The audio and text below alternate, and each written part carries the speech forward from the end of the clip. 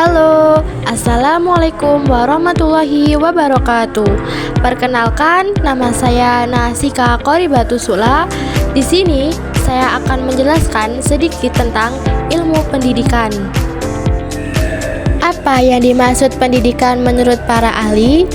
Apa tujuan pendidikan? Dan apa perbedaan mendidik dan mengajar? Oke, mari kita bahas satu persatu ya. Pendidikan menurut para ahli. Menurut Johan Dewey menjelaskan bahwa pendidikan adalah proses pembentukan kecakapan-kecakapan fundamental secara intelektual dan emosional ke arah alam dan sesama manusia. Menurut Ahmad D. Marimba, pendidikan adalah bimbingan atau pimpinan secara sadar oleh pendidik terdapat perkembangan jasmani dan rohani terdidik menuju terbentuknya kepribadian yang utama. Adapun menurut Profesor Saharai Idris, pendidikan ialah serangkaian kegiatan komunikasi yang bertujuan antara manusia dewasa dengan si anak didik secara tatap muka atau dengan menggunakan media dalam rangka memberikan bantuan terhadap perkembangan anak seutuhnya.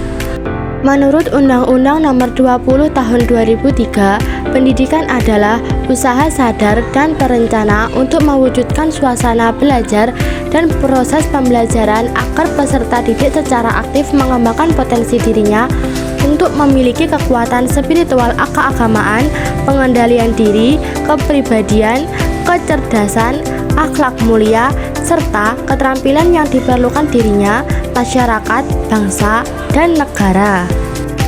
Oke, sekarang kita masuk ke tujuan pendidikan. Tujuan pendidikan merupakan suatu faktor yang amat sangat penting di dalam pendidikan, karena tujuan pendidikan ini adalah arah yang hendak dicapai atau yang hendak dituju oleh pendidikan.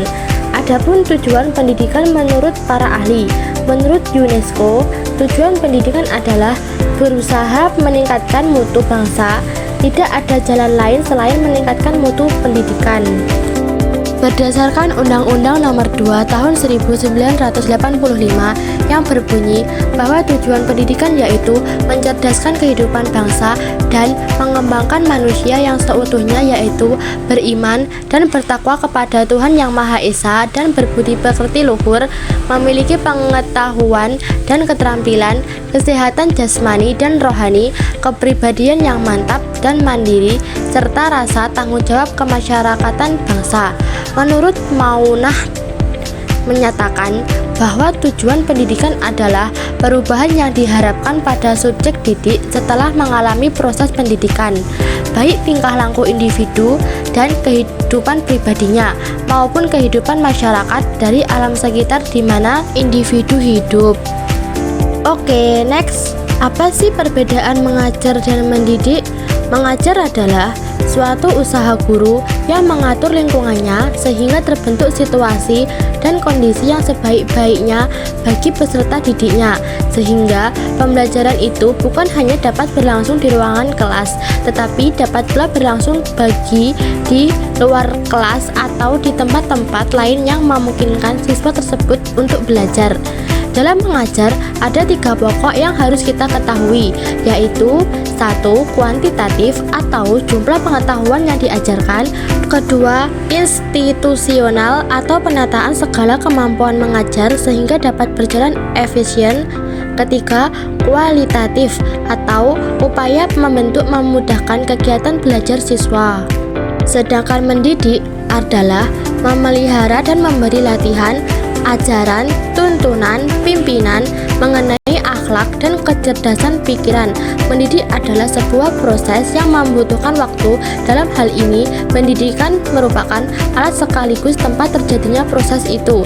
Dengan kata lain, pendidikan adalah proses transformasi nilai yang diberikan oleh pendidik kepada terdidik. Mendidik membutuhkan tanggung jawab yang lebih besar daripada mengajar, sebab mendidik yakni membimbing pertumbuhan jasmani ataupun perkembangan rohani, bukan saja buat kepentingan pengajaran saat ini, namun yang lebih utamanya buat kehidupan seterusnya di masa depan. Berikut adalah referensi atau sumber yang terdapat dalam materi presentasi saya. Oke, sekian dari saya. Terima kasih. Wassalamualaikum warahmatullahi wabarakatuh.